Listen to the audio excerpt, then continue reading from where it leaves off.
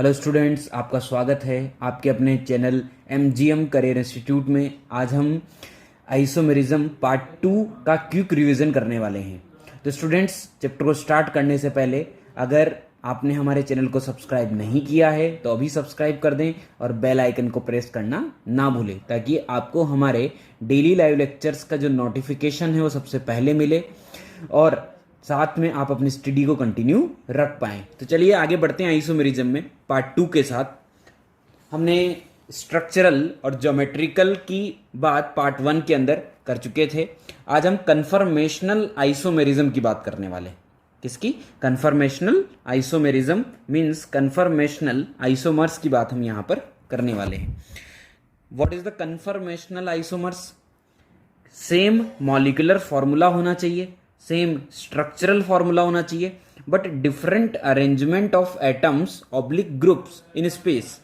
जो एटम्स हैं या ग्रुप्स है उनका स्पेस के अंदर क्या होना चाहिए? डिफरेंट अरेंजमेंट होना चाहिए। क्या मतलब है डिफरेंट अरेंजमेंट से? तो देखो ध्यान से कि जैसे मान लीजिए कि यहां पर CH3 एंड CH3 गिवन है, क्लियर। इस कार्बन से 3 हाइड्रोजन कनेक्टेड है, इस कार्बन से 3 हाइड्रोजन कनेक्टेड है। तो क्या इनको हम कुछ इस तरीके से बना सकते हैं? यहां पर भी हाइड्रोजन है, यहां पर भी हाइड्रोजन है, यहां पर भी हाइड्रोजन है, हाइड्रोजन हाइड्रोजन एंड हाइड्रोजन।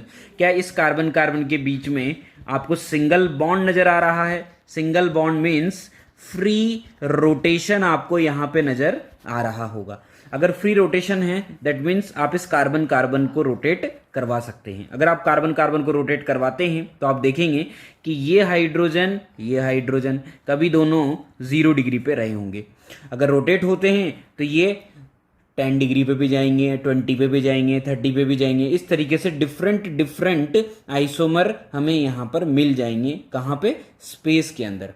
तो और इन जो एटम्स और ग्रुप का जो अरेंजमेंट है वो क्या हो जाएगा? डिफरेंट हो जाएगा।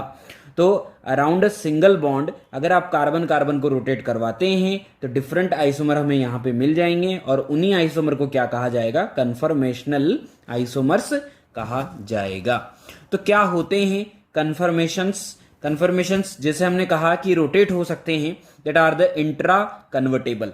ये एक दूसरे में इंट्रा कन्वर्टेबल होते हैं। क्या होते हैं? ये एक दूसरे में इंट्रा कन्वर्टेबल होते हैं। किस तरीके से इंट्रा कन्वर्टेबल होंगे? कि जैसे मान लीजिए कि यहां पे फिलहाल एक कार्बन है, ठीक है, और ये हाइड्रोजन है, अभी फिलहाल हम समझ लेते हैं कि इन दोनों के बीच में जो थीटा है वो 0 डिग्री है। कितना डिग्री है? थीटा डिग्री है। बट अगर मान लीजिए कि इसको 60 डिग्री से रोटेट करवा दिया जाए तो हो सकता है कि कार्बन कार्बन रोटेट होकर हाइड्रोजन कहां पे पहुंच जाए? कुछ इस तरीके से आ जाए। ठीक है, यह सब हम इमेजिनेशन कर रहे हैं, अभी कोई क्लियर नहीं है। बस यह है कि सिंगल बॉन्ड के अराउंड रोटेशन है तो हम रोटेट करवा सकते हैं। दैट मीन्स कन्फर्मेशंस जो होते हैं वो क्या होते हैं? इंट्रा कन्वर्टेबल होते हैं। अगर ये एक दूसरे में इंट्रा कन्वर्टेबल हैं तो इनको आप सेपरेट कभी भी नहीं कर सकते, ये सेपरेट हो ही नहीं पाएंगे। क्यों? क्योंकि पहले वाला दूसरे में कन्वर्ट हो जाएगा, दूसरे वाला पहले में कन्वर्ट हो सकता है। इन डायनेमिक इक्विलिब्रियम अगर ये रोटेट हो रहे हैं तो ये इक्विलिब्रियम में है, पहले वाला बाद में बन सकता है, बाद वाला पहले बन सकता है।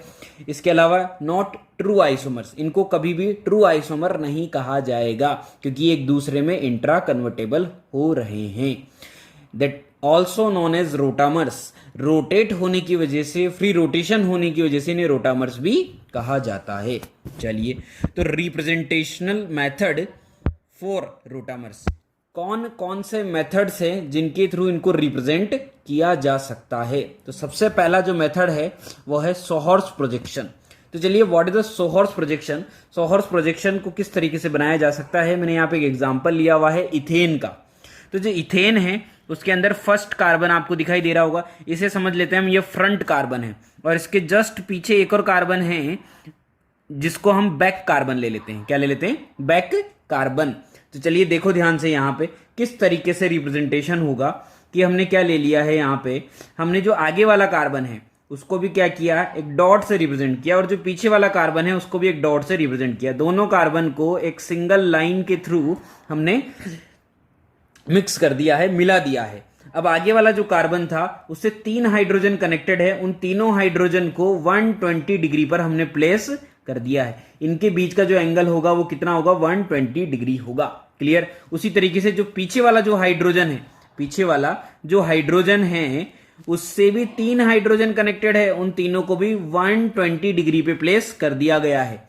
जरा ध्यान से देखो, क्या फर्स्ट जो आगे और पीछे वाले जो हाइड्रोजन हैं इनके बीच में थीटा इक्वल्स टू कितना डिग्री है, 0 डिग्री है। कितना डिग्री है, 0 डिग्री है। अगर 0 डिग्री है तो जब थीटा 0 डिग्री होता है तो इस फॉर्म को कहा जाता है eclipse form.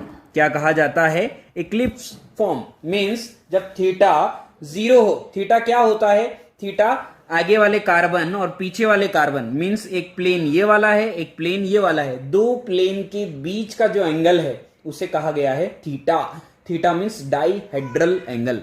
What is the theta, theta is the dihedral angle. तो थीटा क्या है, अभी फिलहाल 0 है, डाईहेड्रल एंगल अभी क्या है, 0 है, that is the eclipse form. अगर हम इसे क्या करते हैं, 60 डिग्री से रोटेट करवा देते हैं। अगर 60 डिग्री से रोटेट करवाते हैं, चाहे आगे वाला करवाओ चाहे पीछे वाला करवाओ, कोई फर्क नहीं पड़ता, दोनों को नहीं करवाना है। अगर दोनों को करवाएंगे तो सेम वही कंडीशन आ जाएगी। तो चलिए क्या कहानी है, हाइड्रोजन इधर, हाइड्रोजन इधर, हाइड्रोजन। अगर रोटेट करवाते हैं पीछे वाले को 60 डिग्री से तो क्या कुछ इस तरीके से स्ट्रक्चर बन के आएगा। हाँ देखो ध्यान से, क्या ये वाला हाइड्रोजन इन दोनों हाइड्रोजन के ठीक बीच में आ चुका है, आया कि नहीं आया। दैट मीन्स यहां पर जो थीटा है वो कितना डिग्री से रोटेट हुआ, 60 डिग्री से। तो डाईहेड्रल एंगल जो होगा वो कितना होगा, 60 डिग्री होगा। तो यहां पर क्या देखा आपने, ये हाइड्रोजन इस हाइड्रोजन के पीछे छुपा हुआ था, कब, जब 0 डिग्री था। ये हाइड्रोजन इस हाइड्रोजन के पीछे छुपा हुआ है, ये हाइड्रोजन इस हाइड्रोजन के पीछे छुपा हुआ है। पर यहां पर ऐसा नहीं है। तो जहां पर आगे वाली वैलेंसी पीछे वाली वैलेंसी के ठीक पीछे हो उसे एक्लिप्स कहा जाता है। जब आगे वाली वैलेंसी पीछे वाली वैलेंसी के ठीक पीछे ना हो उसे स्टेगर्ड कहा जाता है। क्या कहा जाता है उसे, staggered. This is a staggered conformation. Clear. अब दोनों में से अगर स्टेबिलिटी की बात करें तो कौन ज्यादा स्टेबल होगा, ऑब्वियसली स्टेगर्ड ज्यादा स्टेबल होगा। क्यों, क्योंकि अगर एक दूसरे के पीछे है तो रिपल्शन करेंगे।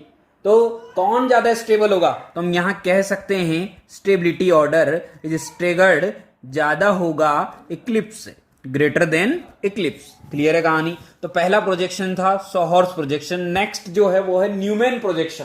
चलिए न्यूमैन प्रोजेक्शन को किस तरीके से देखा जाएगा कि आगे वाला जो कार्बन है पीछे वाला कार्बन है, आगे वाले कार्बन और पीछे वाला कार्बन सब ऑब्जर्वर के ऊपर डिपेंड करता है। अगर ऑब्जर्वर इधर की तरफ है लेफ्ट साइड तो ये वाला आगे बन जाएगा और वो वाला पीछे बन जाएगा। तो चलिए जो आगे वाला कार्बन होगा उसे रिप्रेजेंट किया जाएगा डॉट से, और जो पीछे वाला कार्बन होगा उसे रिप्रेजेंट किया जाएगा एक सर्कल से। किससे रिप्रेजेंट किया जाएगा, एक सर्कल से। तो आगे वाला जो कार्बन है उससे कितने बॉन्ड कनेक्टेड है, 3 बॉन्ड, तीनों को 120 डिग्री पर प्लेस कर दिया जाए। पीछे वाला जो कार्बन है उससे भी 3 बॉन्ड कनेक्टेड है, और आगे वाली वैलेंसी अगर ठीक पीछे वाले वैलेंसी के इक्वल हो जाए, बिल्कुल ठीक पीछे आ जाए, तो क्या हम इस तरीके से उसको दिखा सकते हैं। क्योंकि अगर नहीं दिखाएंगे तो हमें पता ही नहीं लगेगा कि हाइड्रोजन है या नहीं है। तो इस तरीके से उसको दिखाया जाता है। यहां पर थीटा है 0 डिग्री, फॉर्म का नाम है इक्लिप्स कन्फर्मेशन। क्लियर है कहानी। चलिए अगर हमने क्या किया, 60 डिग्री से रोटेट कर दिया है, 60 डिग्री से रोटेशन करवा दिया है, तो चलिए किस तरीके से करवाएंगे।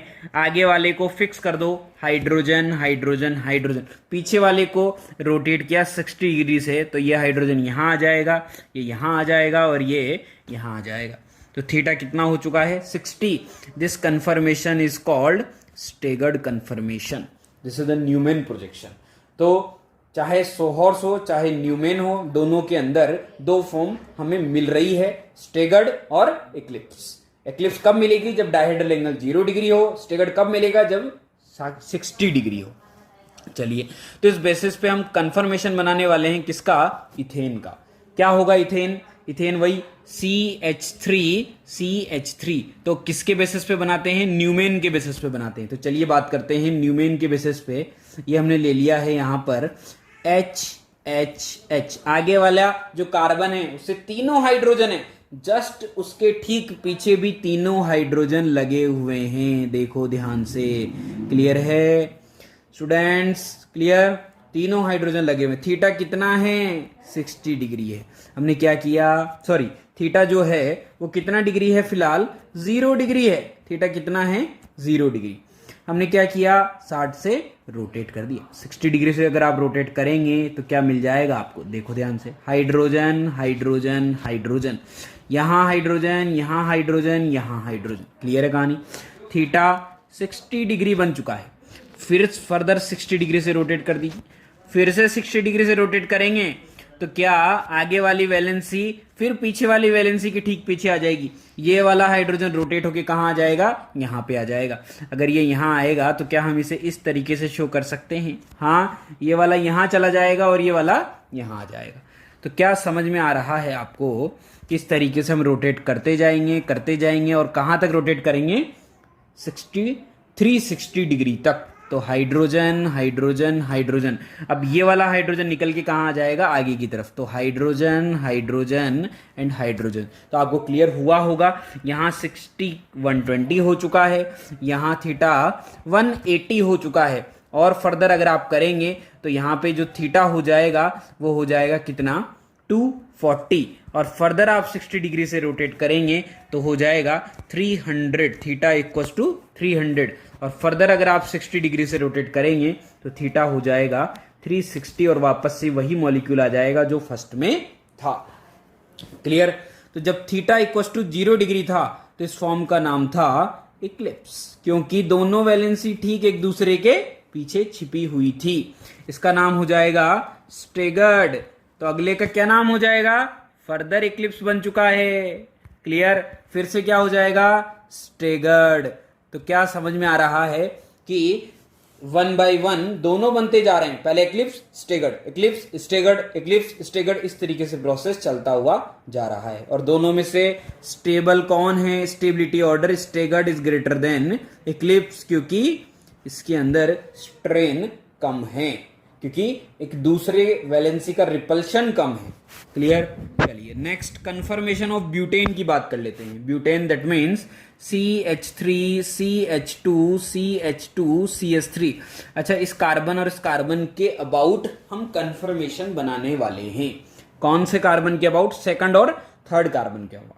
तो चलिए बनाते हैं। किस तरीके से कि जो सेकंड कार्बन है, सेकंड कार्बन से 3 वैलेंसी कनेक्टेड है। कौन कौन सी? एक तो कनेक्टेड है मिथाइल और 2 कनेक्टेड है हाइड्रोजन। तो पहले में यहां लगा दिया है मिथाइल और इधर लगाया है हाइड्रोजन। सेम जो सेकंड कार्बन है, जो बैक कार्बन है जिसको सर्कल से रिप्रेजेंट किया गया है, उससे भी 3 वैलेंसी कनेक्टेड है। एक मिथाइल है और बाकी 2 हाइड्रोजन है। तो यहां पे भी क्या आ जाएगा? मिथाइल, यहां हाइड्रोजन, यहां हाइड्रोजन। क्लियर? अभी फिलहाल थीटा कितना है? 0 डिग्री है। हमने क्या किया? 60 डिग्री से रोटेट कर दिया है। जैसे 60 डिग्री से रोटेट करेंगे क्या हो जाएगा? CH3HH, CH3 आ जाएगा यहां पे, हाइड्रोजन आ जाएगा यहां पे, हाइड्रोजन आ जाएगा यहां पे।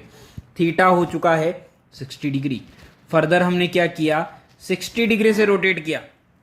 जैसे हमने 60 डिग्री से रोटेट किया, CH3HH, यहां पे भी CH3, यहां पे भी H, यहां पे भी H।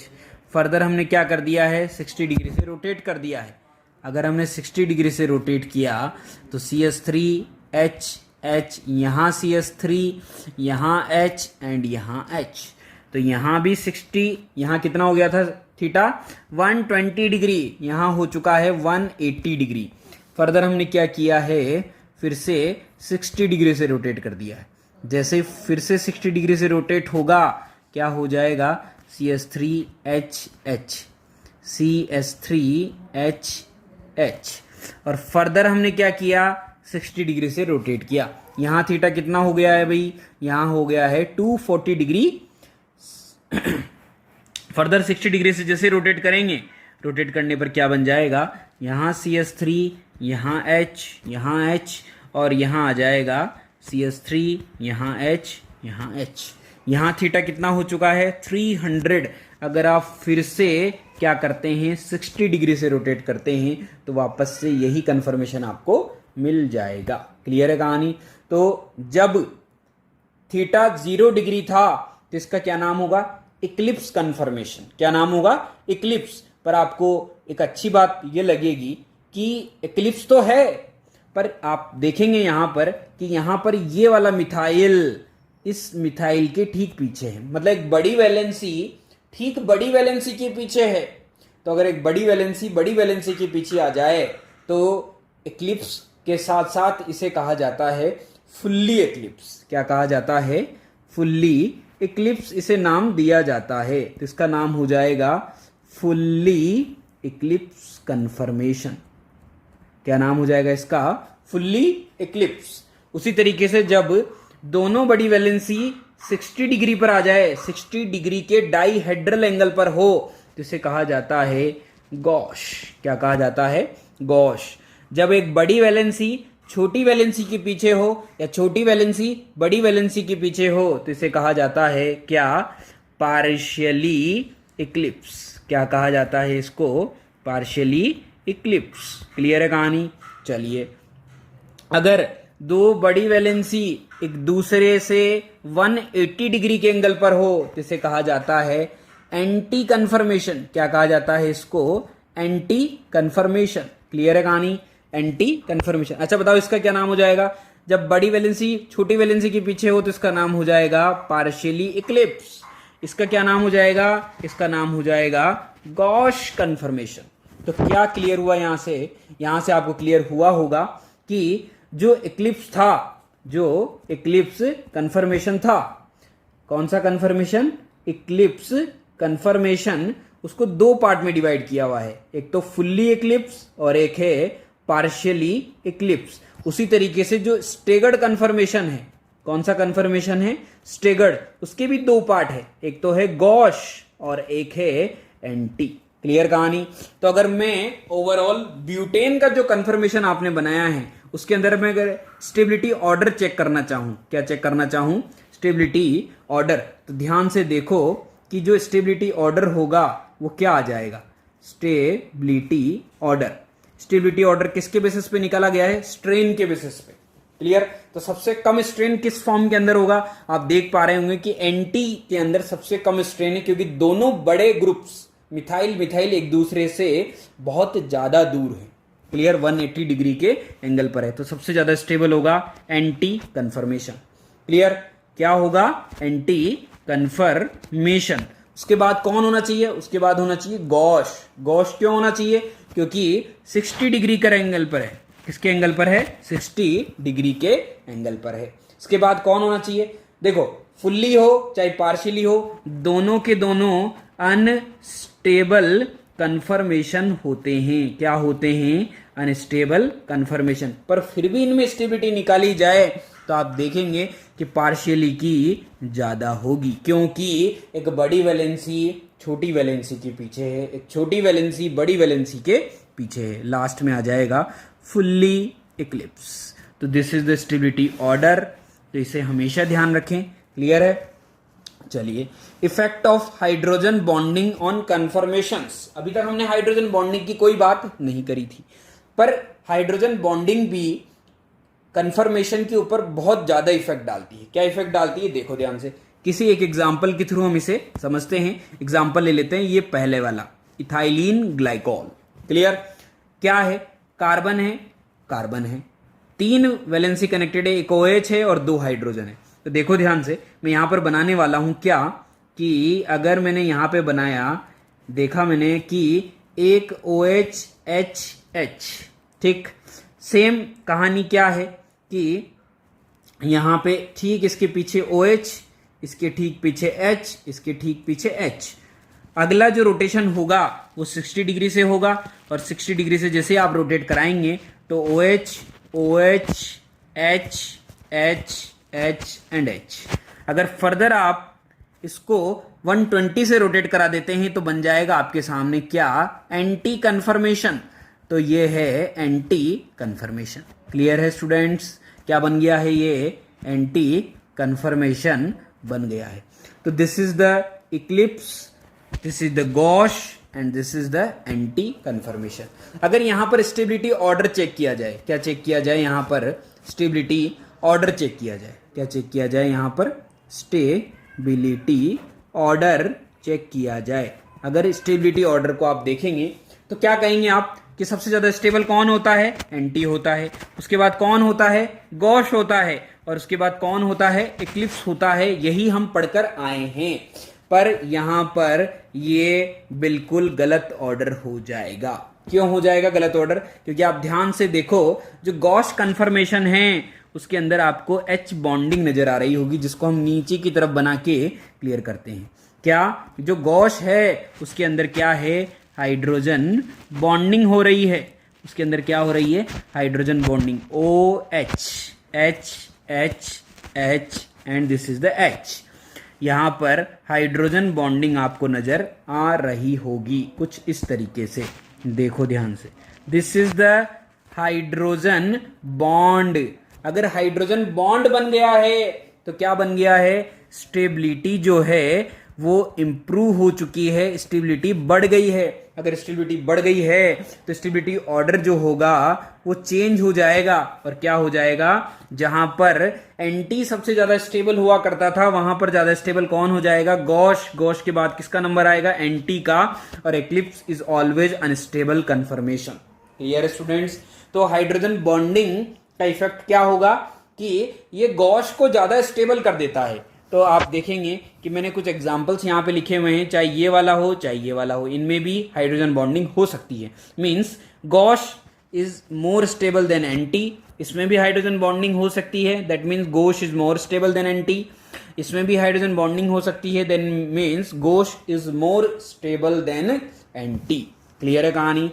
चलिए, तो यहां पे जो कन्फर्मेशनल आइसोमेरिज्म है वो क्लियर हो जाती है, वो खत्म हो जाती है पूरी तरीके से। अब नेक्स्ट जो आइसोमेरिज्म हमारा मेन पार्ट जो बचा हुआ है, लास्ट पार्ट जो बचा हुआ है, वो है ऑप्टिकल आइसोमेरिज्म। तो चलिए ऑप्टिकल आइसोमेरिज्म को स्टार्ट करते हैं। ऑप्टिकल आइसोमेरिज्म स्टूडेंट्स बहुत एक डिफिकल्ट पार्ट माना जाता है, तो इसे आज बहुत आराम से पढ़ें, बहुत इजीली पढ़ते रहें इसे। चलिए बात करते हैं यहाँ पर ऑप्टिकल आइसोमेरिज्म की।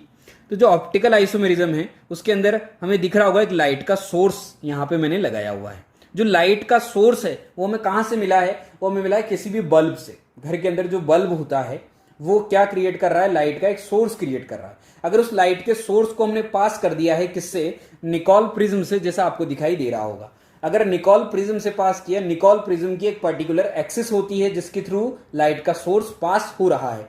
तो लाइट का जो सोर्स था वो तो हर एक डायरेक्शन में था, पर जैसे वो निकोल प्रिज्म से पास हुआ वो किसी एक पर्टिकुलर डायरेक्शन में आ चुका है। जो लाइट किसी एक पर्टिकुलर डायरेक्शन में आ जाती है उसे कहा जाता है प्लेन पोलराइज्ड लाइट, बोले तो PPL। PPL means plane polarised light.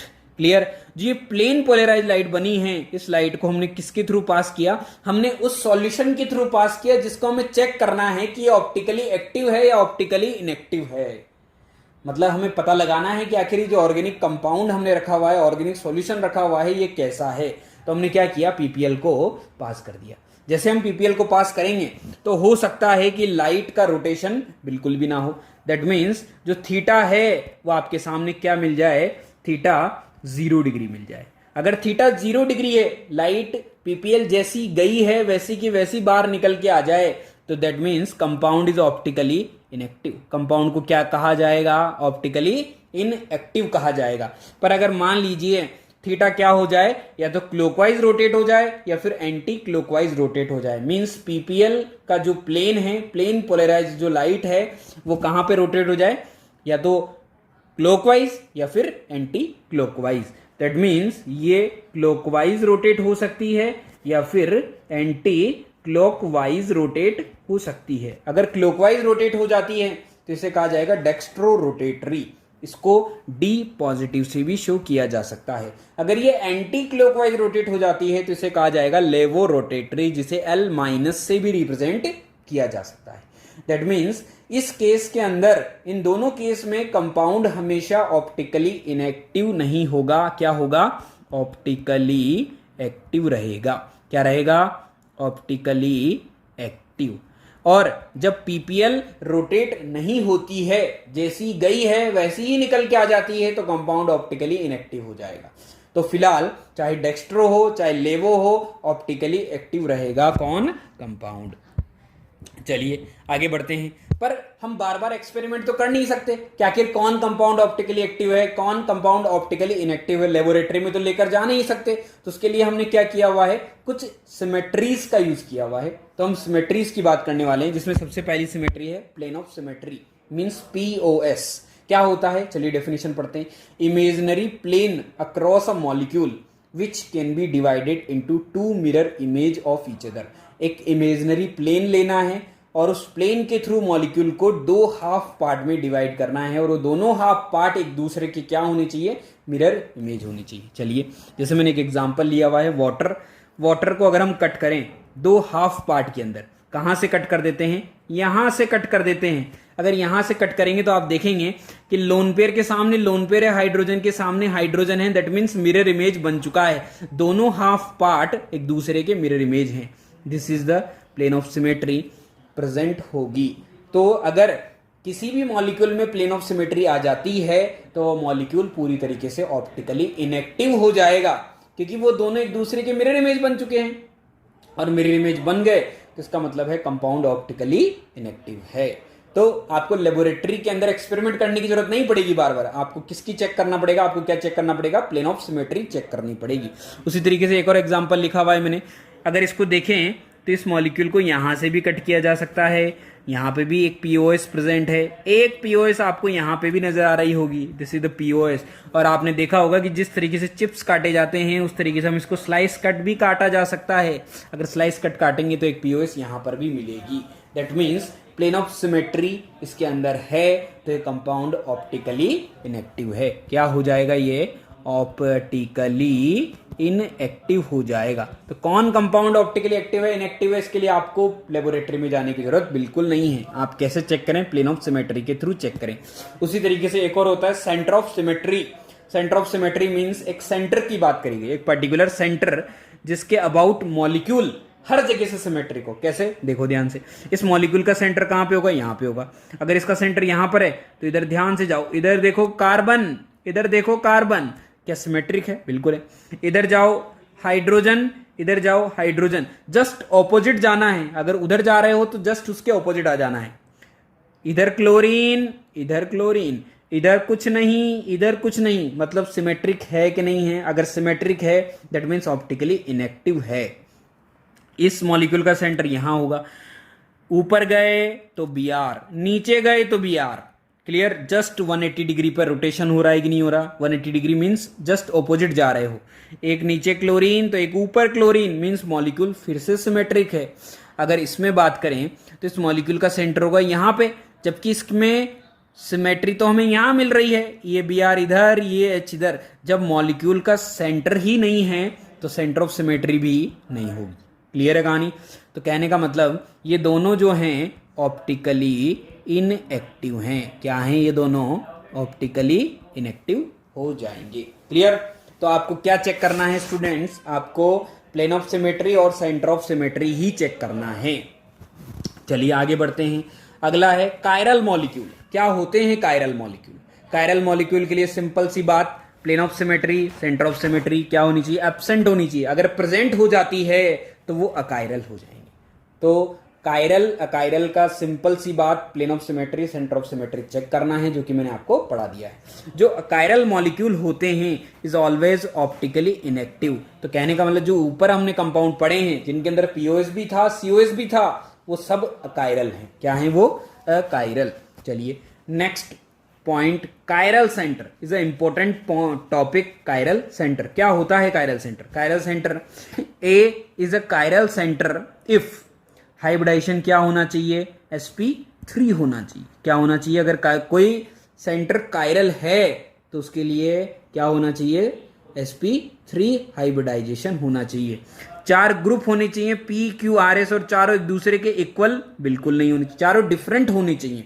In p, q, r, s anyone has lone pair. इन चारों में से कोई भी एक लोन पेयर भी हो सकता है। कैसे, चलिए बात करते हैं किसके, एग्जाम्पल की। आपको a यहां पे नजर आ रहा होगा, क्या नजर आ रहा होगा आपको, A नजर आ रहा होगा। A को ध्यान से देखो, क्या आपको ये कायरल नजर आ रहा है, P, Q, R, S चारों डिफरेंट ग्रुप है, means A is a chiral centre. क्या जो कार्बन है वो भी कायरल है, क्योंकि मिथाइल, हाइड्रोजन, ड्यूटेरियम, ट्राइटियम चारों डिफरेंट है।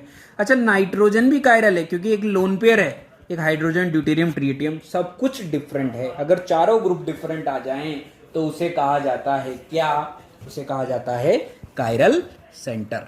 चलिए next, Fischer projection. Fischer projection that means हमें पर्सपेक्टिव फॉर्म को फिशर में कन्वर्ट करना भी आना चाहिए। किस तरीके से कन्वर्ट करेंगे, देखो ध्यान से। ये आपको पर्सपेक्टिव फॉर्म दिखाई दे रही होगी। आप एक ऑब्जर्वर हो, ऑब्जर्वर को मैंने यहाँ पे खड़ा किया हुआ है, वो ऑब्जर्वर इस मॉलिक्यूल को इधर से ऑब्जर्व कर रहा है। अगर वो इधर से ऑब्जर्व कर रहा है तो हम फिशर बना सकते हैं। फिशर कैसे बनाएंगे कि दो लाइंस लेनी है, एक वर्टिकल एक हॉरिजॉन्टल, ठीक है। सबसे पहले क्या देखें आप, वर्टिकल लाइन को देखें। वर्टिकल लाइन के अंदर देखें कि जो ग्रुप आपको ऊपर की तरफ दिखाई दे रहा है उसे ऊपर की तरफ बना दे, जो नीचे की तरफ दिखाई दे रहा है उसे नीचे की तरफ बना दे, और जो डैश पर है उसे कहाँ कर दें, उसे कर दें लेफ्ट, और जो वेज पर हैं उसे क्या कर दें, उसे कर दें राइट। तो ये H, ये OH। क्लियर है। ऑब्जर्वर अगर चेंज होता है तो मॉलिक्यूल की पोजीशन चेंज हो जाएगी, ये बिल्कुल ध्यान रख के चलना है। चलिए, तो ये आपने क्या बना लिया है, ये बना लिया है फिशर प्रोजेक्शन। क्या बना लिया है आपने, Fischer projection. This is the 2D projection, जबकि ये जो प्रोजेक्शन है ये 3D प्रोजेक्शन है। क्लियर। चलिए next, RS nomenclature. RS nomenclature किस तरीके से दिया जाएगा, तो RS नॉमेनक्लेचर के लिए आपको क्या करना है, आपको देखना है कि यहाँ पे मैंने दोनों फॉर्म्स बनाई हुई है, एक पर्सपेक्टिव एक फिशर। ये पर्सपेक्टिव फॉर्म इसी की फिशर में कन्वर्ट किया हुआ है। ऊपर वाला ऊपर है, नीचे वाला नीचे है, डैश पे H, वेज पे OH। तो चलिए किस तरीके से RS नॉमेनक्लेचर किया जाएगा। R और S नॉमेनक्लेचर के लिए सबसे पहले हमें क्या करना पड़ेगा, हमें सबसे पहले प्रायोरिटी देनी पड़ेगी। किसको प्रायोरिटी देनी पड़ेगी, ग्रुप्स को। तो चलिए किस तरीके से देंगे, priority is always depend on atomic number, जो मैंने आपको पढ़ाया भी है अकॉर्डिंग टू CIP रूल्स। तो सबसे पहले प्रायोरिटी किसको मिलेगी, OH को, दिस इज द फर्स्ट, ठीक। फिर किसको मिलेगी, कार्बन, कार्बन इसके पास भी है, पर यहाँ ऑक्सीजन भी है, तो ये सेकंड क्या हो जाएगा, प्रायोरिटी। इसकी हो जाएगी थर्ड प्रायोरिटी, क्या हो जाएगी इसकी, थर्ड प्रायोरिटी, और इसकी हो जाएगी फोर्थ प्रायोरिटी। जब भी हमें पर्सपेक्टिव फॉर्म के अंदर R और S करना हो तो क्या करें हम, सबसे पहले 1 से 2, 2 से 3 की तरफ चलें।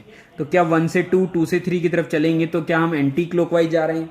अगर हम एंटी क्लॉकवाइज जा रहे हैं और फोर्थ प्रायोरिटी ग्रुप किस पर है, डैश पर है, तो कुछ करने की जरूरत नहीं है।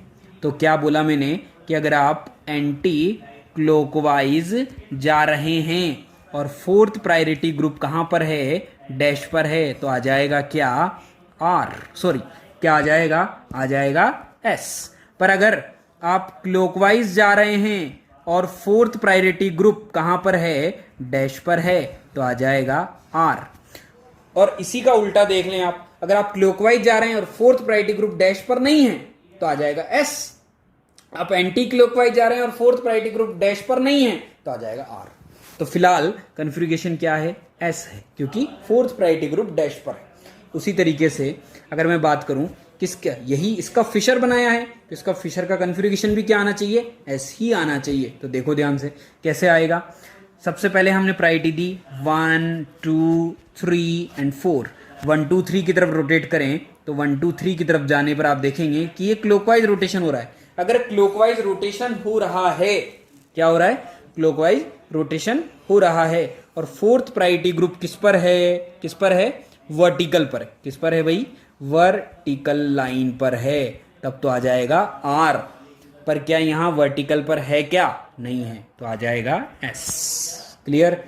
उसी तरीके से अगर एंटी क्लॉकवाइज जाते हैं और फोर्थ प्रायोरिटी ग्रुप डैश के साथ साथ फिशर के अंदर वर्टिकल पर होता है तो आएगा S। चलिए अगला एग्जांपल, फिर से वही प्रायोरिटी असाइन कर देते हैं। This is the 1, this is the 2, this is the 3 and this is the fourth. 1, 2, 3 की तरफ रोटेट कर रहे हैं हम, और ये जा रहा है क्लॉकवाइज, तो आना चाहिए R। क्या आना चाहिए, R, क्योंकि फोर्थ प्रायोरिटी ग्रुप डैश पर है। अगर इसका फिशर बना देते हैं, क्या बना देते हैं इसका फिशर, तो ऑब्जर्वर आज भी यहीं खड़ा हुआ है, तो उसने देखा कि ऊपर वाला ऊपर है, नीचे वाला नीचे है, पर जो वेज डैश हैं वो आज उसकी तरफ नहीं है, जस्ट उल्टे हैं। तो उल्टे हैं तो उल्टा कर दो। पहले हमने क्या किया था, डैश वाले को लेफ्ट किया था, वेज वाले को राइट किया था, तो आज डैश वाले को हमने राइट कर दिया है, वेज वाले को लेफ्ट कर दिया है। चलिए ये तो आ चुका है आर, तो इसमें प्रायोरिटी दें तो 1, this is the 2, this is the 3 and this is the 4th। 1 2 3 की तरफ चलेंगे तो क्या आप एंटी क्लॉकवाइज जा रहे हैं, और एंटी क्लॉकवाइज जा रहे हों और 4th प्रायोरिटी ग्रुप वर्टिकल पर ना हो तो क्या आ जाता है, एंटी क्लॉकवाइज जाने पर क्या आता है एस, पर क्या 4th प्रायोरिटी ग्रुप वर्टिकल पर है क्या, नहीं है, तो आ जाएगा R. This is the R, this is the means हमने जो कन्वर्जन किया है वो एकदम करेक्ट किया है। चलिए next, R S complete DL configuration. DL configuration किसके बेसिस पे बताया जाता है, सबसे पहले हमें करेक्ट फिशर बनाना है। करेक्ट फिशर का मतलब है कि मैक्सिमम नंबर ऑफ कार्बन कहाँ होने चाहिए, वर्टिकल लाइन पर होनी चाहिए। तो ये मैक्सिमम नंबर ऑफ कार्बन किस पर है, वर्टिकल लाइन पर है, ये भी कार्बन ये भी कार्बन, और इस कार्बन के अक्रॉस आपको देखना है, इस CH2OH के नीचे वाले बॉन्ड के अक्रॉस आपको देखना है कि अगर OH राइट साइड पर है तो ये हो जाएगा D, और लेफ्ट साइड पर है तो ये हो जाएगा L। तो चलिए एक एग्जांपल हमने लिया हुआ है CH2OH के रेस्पेक्ट में। सबसे पहले जो मेन फंक्शनल ग्रुप है वो टॉप पर है और maximum number of carbon vertical line पर है, मतलब ये करेक्ट फिशर है। क्या है ये, करेक्ट फिशर आप इसको बोल सकते हैं, this is the correct Fischer. Clear, तो अगर ये करेक्ट फिशर है तो देखो ध्यान से, CH2OH के रेस्पेक्ट में OH कहाँ पर है, लेफ्ट साइड पर है, लेफ्ट साइड पर है तो ये क्या हो जाएगा, L हो जाएगा। क्या हो जाएगा, ये L हो जाएगा। चलिए next, pseudo chiral centre. What is the pseudo chiral centre, ये एक ऐसा कायरल सेंटर होता है, कायरल सेंटर क्या होता है जिसके चारों ग्रुप डिफरेंट हो, जैसे ये कायरल सेंटर है, ये कायरल सेंटर है। अगर ये दोनों कायरल सेंटर है तो ये आर भी बना सकता है, एस भी बना सकता है, क्योंकि आर एस कन्फिग्रेशन तो कायरल सेंटर का ही दिया जाता है। ये भी आर भी बना सकता है, एस भी बना सकता है। क्या ये कायरल है क्या, ये कायरल है क्या, नहीं है, क्योंकि इधर भी सेम ग्रुप लगा हुआ है, इधर भी सेम ग्रुप लगा हुआ है, ये कायरल नहीं है। तो ये कायरल कब होगा, तो देखो ध्यान से, अगर यहाँ आर यहाँ आर तो बीच वाला कायरल नहीं होगा क्योंकि सेम ग्रुप है। अगर यहाँ आर यहाँ एस तो ये वाला कायरल हो जाएगा, यहाँ वाला एस यहाँ वाला आर तब भी ये कायरल हो जाएगा, पर अगर यहाँ एस तो ये भी ये कायरल नहीं होगा। तो क्या समझ में आया कि जब हम कन्फिग्रेशन को डिफरेंट करते हैं, एक को आर एक को एस, तो बीच वाला कायरल सेंटर बन जाए तो ऐसे कायरल सेंटर को स्यूडो कायरल सेंटर नाम दिया जाता है। तो स्यूडो कायरल सेंटर कायरल नहीं होता, पर डिफरेंट कन्फिग्रेशन हो जाने की वजह से वो कायरल बन जाता है। तो क्या कहेंगे, इसे स्यूडो कायरल सेंटर कहेंगे। जब ये कायरल बन जाएगा तो इसे कायरल में ही काउंट किया जाता है। तो क्या कह सकते हैं आप, pseudo chiral centre is always an chiral centre, एक कायरल सेंटर हमेशा इसे माना जाएगा। चलिए अगला है इनेंशियोमर्स। इनेंशियोमर्स क्या होते हैं, compound which are non superimposable. Non superimposable का मतलब है कोई पीओएस कोई सीओएस यहां पर नहीं होना चाहिए। अगर पीओएस सीओएस आया तो अकायरल हो जाएगा, अकायरल हो गया तो फिर ये सुपर इम्पोजिबल हो जाएगा। ये नॉन सुपर इम्पोजिबल मतलब एक दूसरे के ऊपर कंप्लीट तरीके से नहीं आना चाहिए। Mirror image of each other, दोनों एक दूसरे के क्या होने चाहिए, मिरर इमेज होने चाहिए। और मिरर इमेज तभी होंगे जब उनके अंदर कोई प्लेन ऑफ सिमेट्री ना हो। क्लियर, चलिए देखो ध्यान से, प्लेन ऑफ सिमेट्री और सेंटर ऑफ सिमेट्री प्रेजेंट नहीं होने चाहिए। मेन फोकस आपको इसी पे करना है। तो देखो क्या ये दोनों एक दूसरे की मिरर इमेज है, OH के सामने OH, HH, COH, CH3, CH3, तो बोथ आर इनेंशियोमर्स। क्या H के सामने H, OH के सामने OH, ET के सामने ET, मिथाइल के सामने मिथाइल, तो बोथ आर इनेंशियोमर्स। तो इनेंशियोमर्स क्या होते हैं, इनेंशियोमर्स होते हैं जो एक दूसरे के मिरर इमेज हों, उसे इनेंशियोमर्स कहा जाता है। डायस्टीरियोमर, डायस्टीरियोमर क्या होते हैं, ये स्टीरियो आइसोमर होते हैं एक दूसरे के, पर ये मिरर इमेज नहीं होते हैं एक दूसरे के। इनेंशियोमर मिरर इमेज थे, ये नॉन मिरर इमेज है, ये मिरर इमेज नहीं है। जैसे सिस ट्रांस, क्या सिस ट्रांस का मिरर इमेज है क्या, नहीं है, तो क्या है ये डायस्टीरियोमर है। क्या ये दोनों एक दूसरे के मिरर इमेज हैं क्या, नहीं है। मिरर लगा लो यहाँ पे, OH के सामने OH नहीं आ रहा है, यहाँ तो आ रहा है पर यहाँ नहीं आ रहा है, तो ये मिरर इमेज नहीं होंगे, मतलब ये क्या हो जाएंगे, ये हो जाएंगे डायस्टीरियोमर। चलिए next, meso compound is a important topic. Meso compound, meso compound के लिए क्या कहानी है, एटलीस्ट 2 कायरल सेंटर, कम से कम 2 कायरल सेंटर होनी चाहिए और कोई ना कोई पीओएस या सीओएस प्रेजेंट होना चाहिए। तो देखो ध्यान से कि ये भी एक कायरल सेंटर है, ये भी एक कायरल सेंटर है, और दोनों कायरल सेंटर है, और इसके अंदर देखो ध्यान से यहाँ पे प्लेन ऑफ सिमेट्री आपको मिल रही कि नहीं मिल रही। अगर पीओएस भी है और दो कायरल सेंटर भी है, मतलब ये मीजो कहा जाएगा। ये भी कायरल सेंटर है, ये भी कायरल सेंटर है, और आपको प्लेन ऑफ सिमेट्री नजर आ रही होगी। प्लेन ऑफ सिमेट्री भी हो सकती है, सेंटर ऑफ सिमेट्री भी हो सकती है। दो कायरल सेंटर और पीओएस सीओएस अगर है तो इसे कहा जाएगा मीजो कंपाउंड। क्लियर? तो अगर इसमें plane of symmetry, centre of symmetry आ रही है तो ये क्या होगा? ऑप्टिकली इनएक्टिव होगा। पर ये ऑप्टिकल आइसोमर तो होगा क्योंकि इसमें कायरल सेंटर है।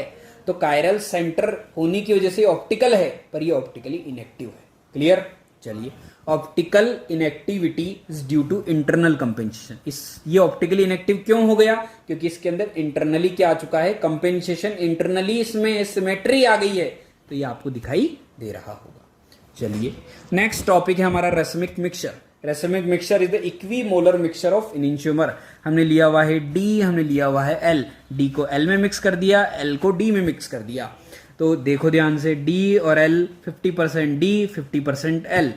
अगर दोनों को मिक्स कर दिया जाए तो बनने वाला जो मिक्सचर होता है उसे रेसमिक मिक्सचर कहा जाता है। तो जितना डी मिलाया गया, डी मतलब डेक्स्ट्रो रोटेटरी, एल मतलब लेवो रोटेटरी, मतलब जितना क्लॉकवाइज उतना एंटी क्लॉकवाइज, मतलब जितना क्लॉकवाइज जा रहे हैं उतना ही एंटी क्लॉकवाइज जा रहे हैं। तो क्या हो जाएगा? थीटा 0, ऑप्टिकली इनएक्टिव हो जाएगा। कौन? मिक्सचर। तो मिक्सचर क्या है? Optically inactive. और किस वजह से हुआ? इंटरनली कुछ नहीं आया, बाहर से ही किया गया है सब कुछ। तो एक्सटर्नल कंपेंसेशन आ जाने की वजह से ये क्या हो चुका है? ऑप्टिकली इनएक्टिव हो चुका है। चलिए, next topic, calculation of stereo isomers. किस तरीके से कैलकुलेट करेंगे? तो हमने दो केस पढ़ रखे हैं। कंपाउंड क्या हो? अनसिमेट्रिकल हो और कंपाउंड सिमेट्रिकल हो। अगर अनसिमेट्रिकल हो तो 2 की पावर n, एन वो एरिया है जो GI और OI, क्योंकि आज दोनों आ चुके हैं। पूरा का पूरा स्टीरियो कैलकुलेट हो चुका है। मैंने कहा था स्टीरियो दो टाइप का है, OI और GI। तो कंप्लीट स्टीरियो आ जाने की वजह से दोनों काउंट हो जाएंगे। और कंपाउंड जब अनसिमेट्रिकल हो तो फॉर्मूला होगा 2 की पावर n-1 प्लस 2 की पावर p-1। तो यहां पर भी n वही है। तो चलिए एक एग्जांपल ले लेते हैं। क्या आपको एक एग्जांपल नजर आ रहा होगा जिसमें दो कायरल सेंटर बने हुए, मतलब n का वैल्यू कितना है? 2 है। अगर n का वैल्यू 2 है तो कंपाउंड सिमेट्रिकल है अनसिमेट्रिकल? अनसिमेट्रिकल, क्योंकि एक तरफ मिथाइल है एक तरफ इथाइल है। तो 2 की पावर 2 मीन्स 4 हो गया है। क्या हो गया है? 4। अच्छा, यहां पर देखो, कायरल कायरल दोनों कायरल सेंटर है, n का वैल्यू कितना है? 2 है। पर आप देख पा रहे होंगे कि यहाँ प्लेन ऑफ सिमेट्री आपको मिल रही है। तो फॉर्मूला क्या हो जाएगा? 2 की पावर 2-1 प्लस p कितना हो जाएगा? 2/2 मीन्स 1। n/2, n कितना है? 2/2, तो 1। 2 की पावर 1-1, तो 2 की पावर 1 प्लस 2 की पावर 0, 2 + 1 आंसर आ जाएगा 3। 3 कैसा आया भाई? 3 आया है कुछ इस तरीके से। देखो ध्यान से, 3 क्यों आया? क्योंकि अगर आप 3 इसको बनाते हैं तो देखो ध्यान से, एक आप बना सकते हैं, दोनों को अप कर लें। दोनों को क्या कर लें? आप अप कर लें। एक को आप क्या कर दें? एक को कर दे अप, एक को कर दे डाउन। क्लियर है कहानी? क्या इसके अंदर प्लेन ऑफ सिमेट्री है क्या? बिल्कुल है। तो इसका तो एक ही आइसोमर बनेगा, पर इसके अंदर प्लेन ऑफ सिमेट्री है क्या? इसके अंदर कोई प्लेन ऑफ सिमेट्री नहीं है, क्योंकि ये इसका मिरर बन ही नहीं सकता अगर मिरर इमेज नहीं है, क्योंकि ये तो ऊपर की तरफ है, ये तो वेज पर है, ये डैश पर है, तो अप डाउन है, तो प्लेन ऑफ सिमेट्री नहीं है। तो जब प्लेन ऑफ सिमेट्री नहीं होती तो इसका मिरर इमेज भी हमें मिलता है। तो इसका जो मिरर इमेज होगा वो कैसा होगा? वो ऐसा होगा। क्लियर? तो इसका मिरर इमेज भी काउंट होगा। तो इसका मिरर इमेज काउंट होने की वजह से, इसका मिरर इमेज काउंट होने की वजह से इसके 2 आइसोमर आप बना सकते हैं। तो इसके कितने आइसोमर आ जाएंगे? 2। तो 2 + 1 कितना हो गया? 3। ये जो एक आइसोमर है इसे आप मीजो कह सकते हैं। क्या कह सकते हैं? मीजो। और ये 2 आइसोमर हैं, ये ऑप्टिकली एक्टिव हैं। क्या हैं? Optically active. तो मैंने क्या कहा? मीजो को हमेशा काउंट किया जाता है ऑप्टिकल आइसोमर में। तो ये ऑप्टिकल है इसीलिए काउंट हो रहा है, पर ये ऑप्टिकली इनएक्टिव है, ये ऑप्टिकली एक्टिव है। तो टोटल आंसर आ गया है 3। तो थैंक यू स्टूडेंट्स, ये आइसोमेरिज्म जो है वो हमने पूरी तरीके से कंप्लीट कर लिया है। पार्ट 1, पार्ट 2 आप इस तरीके से बने रहें और हम आगे के चैप्टर्स भी आपके सामने लाते रहेंगे। और आप किसी चैप्टर को जल्दी पढ़ना चाहते हैं तो आप कमेंट बॉक्स में कमेंट भी कर सकते हैं कि किस चैप्टर को आपको जल्दी पढ़ना है। तो थैंक यू स्टूडेंट्स।